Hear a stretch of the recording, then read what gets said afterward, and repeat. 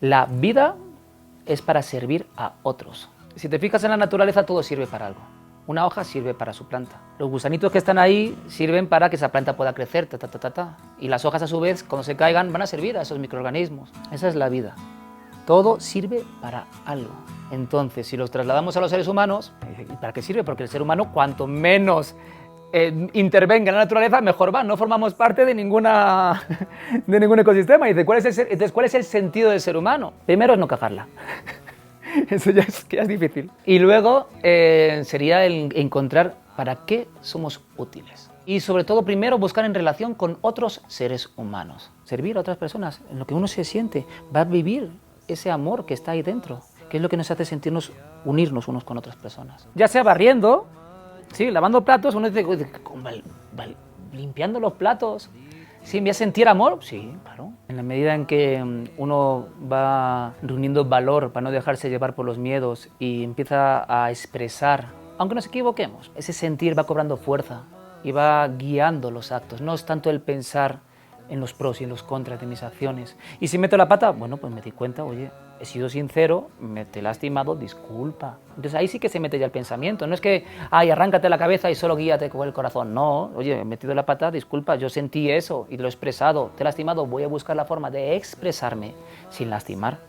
Entonces la conciencia se abre paso desde el sentir. Creo que la humanidad está en un camino de entrada en la vida. Todavía no se ha enterado muy bien, no nos hemos enterado de qué es eso de la vida. Y uno pensamos que es buscar una salida a lo que hay. No, realmente es entrar en la vida.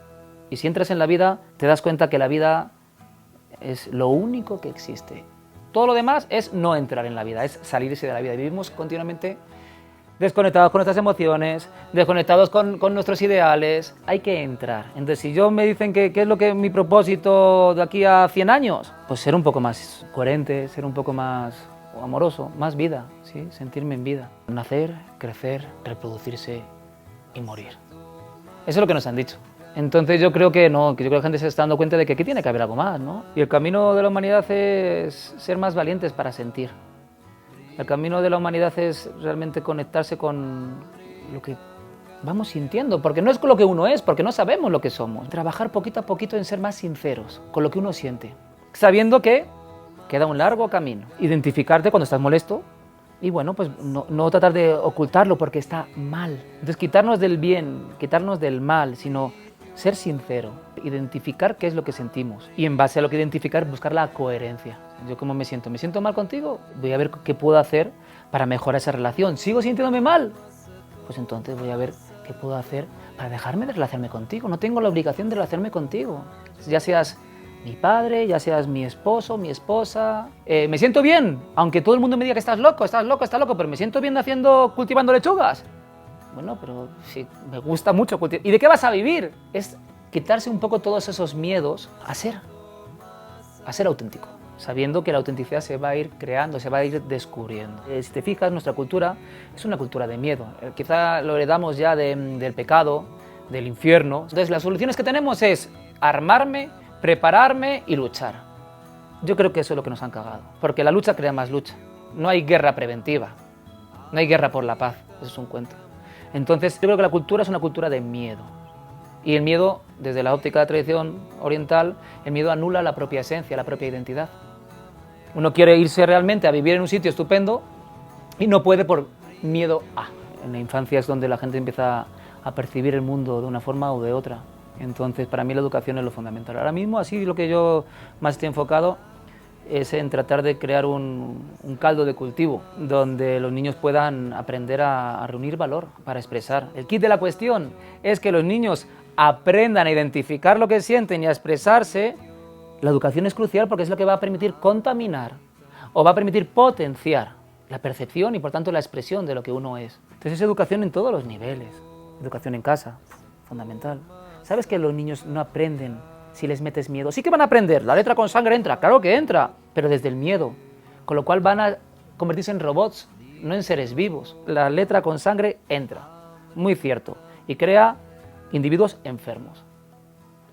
Mediante el juego, mediante la ilusión, mediante el descubrir, crean personas auténticas, sin miedo. ¿Por qué enferma la gente tanto? Desidentificación. Tú eres un martillo, del cielo te van a caer clavos. Entonces, ¿qué es lo que pasa? Que si tú eres un martillo y te dicen, no, martillo, no, no, y tú ves clavos por todos lados y dices, ¿por qué? ¿Qué seré yo? ¿Qué seré yo? Y tú eres un martillo. ¿Por qué se enferma? Y dices, no, es que eso no me va a dar de comer.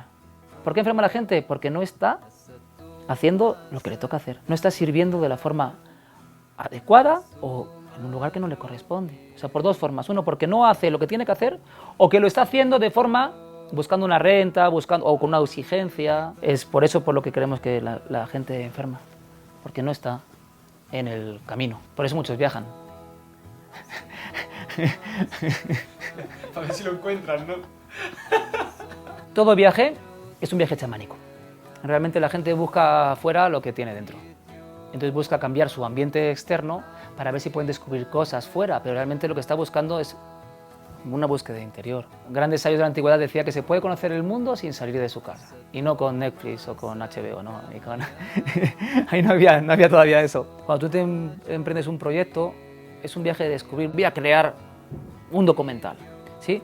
Y realmente no se da cuenta que el mero hecho de caminar ya es el fin en sí mismo. El error está en buscar fuera.